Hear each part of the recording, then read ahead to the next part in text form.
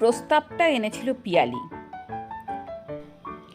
26শে জানুয়ারির সকালে সবাই মিলে শিয়ালদা থেকে 8টা 6-এর কাটোয়া লোকালে বসে পড়লাম।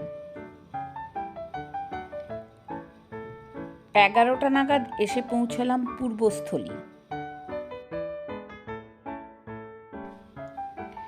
স্টেশনের বাইরে থেকে টোটো ধরে সোজা চলে এলাম এই চুপির চরে। এটাকে পাখিরালয়ও বলা হয়। পাশেই চোখে পড়ল এই রিসর্টটি। যারা ভোরবেলা উঠে নৌকো করে ঘুরে দেখতে চান তারা অবশ্যই এই রিসর্টটা বুক করে নেবেন। ফোন নাম্বারটাও দিয়ে দিলাম। এরপর সবাই মিলে একটা নৌকো নিয়ে নিলাম। এখানে 4 জন এবং 8 জনের নৌকো পাওয়া যায়। আমরা 8 জন ছিলাম, তাই 8 জনের নৌকাই নিয়েছিলাম, যাতে সবাই মিলে একসাথে যেতে পারি। নৌকো ঘন্টা হিসেবে ভাড়া পাওয়া যায় এখানে। মাথা পিছু খরচ 50 টাকা। 4 জনের নৌকোই 1 ঘন্টায় 200 টাকা, 8 জনের নৌকা হলে ঘন্টা প্রতি 400 টাকা।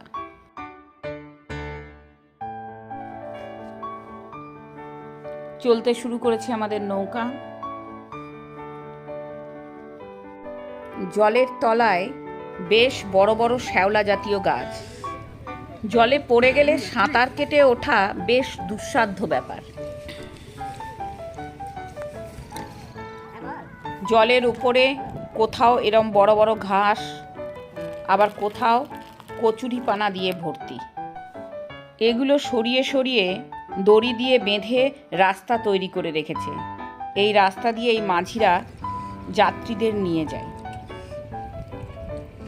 আকাশে এবং জলের ওপরে অসংখ্য পাখি দেখতে শুরু করলাম আমরা। মাঝিরাই পরিচয় করিয়ে দিতে থাকলো আমাদের সঙ্গে পাখিদের। অনেক লোক এখানে ছবি তোলার জন্য আসে। আমাদের কাছে ভালো কোনো ক্যামেরা ছিল না, তাই মোবাইলই সম্বল। মোবাইল দিয়েই ছবি তুলতে থাকলাম পাখিদের। কিছু ভালো ভালো ছবি ধরাও পড়ল মোবাইল ক্যামেরায়। সেগুলোই আপনাদের সঙ্গে শেয়ার করে নিলাম। সূর্য তখন মধ্য গগনে, তাই কাকিমা ছাতাটা খুলেই ফেলল। অনেক শুকনো খাবার আমরা সঙ্গে করে নিয়ে গিয়েছিলাম। সেগুলো খেতে খেতেই চলল আমাদের নৌকো বিহার।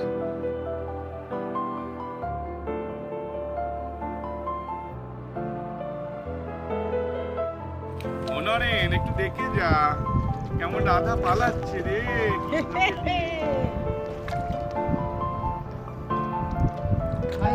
রে মার জোর হে আল্লাহ হে রামা। আলাপ করিয়ে দিয়ে আমাদের সদস্যদের সঙ্গে রামকৃষ্ণ, কাকিমা, প্রীতিকা, সুপর্ণা, কল্যাণ, প্রমিতা, আমি এবং পিয়ালি, এই 8 জনের টিম ছিল আজ আমাদের। দূর থেকে দেখতে পেলাম মায়াপুরের চন্দ্রোদয় মন্দির। এরপর আমরা প্রবেশ করলাম একটা সরু খাঁড়ি পথে। চলতে চলতে খাঁড়ি পথ এত সরু হয়ে গেল যে গাছপালা আমাদের মুখের ওপর এসে পড়তে লাগলো। এই এলাকারই নাম দেওয়া হয়েছে বাংলার আমাজন। সরু এই খাঁড়ি পথটি সোজা গিয়ে মিশেছে গঙ্গার সাথে। যেখান থেকে আমরা নৌকোয় চেপেছিলাম সেখান থেকে এই অঞ্চলে আসতে সময় লাগে পাক্কা 2 ঘন্টা। তাই 2-4 ঘন্টার জন্য আমাদেরকে নৌকো বুক করতে হয়েছিল। খরচ পড়েছিল মোট 1600 টাকা।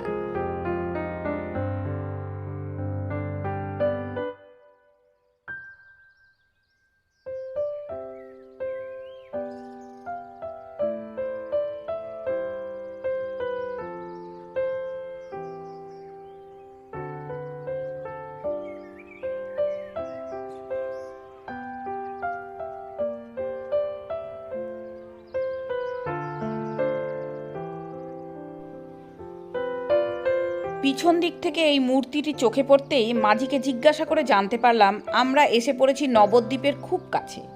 তাই আমরা আর ফেরত না গিয়ে নেমে পড়লাম এখানে এবং এখান থেকে টোটো করে সোজা চলে গেলাম নবদ্বীপ। ঘুরে দেখলাম পোড়ামাতলা মন্দির, 60 ফুটের চৈতন্যদেবের জন্মস্থান, মিউজিয়াম, আরও অনেক কিছু।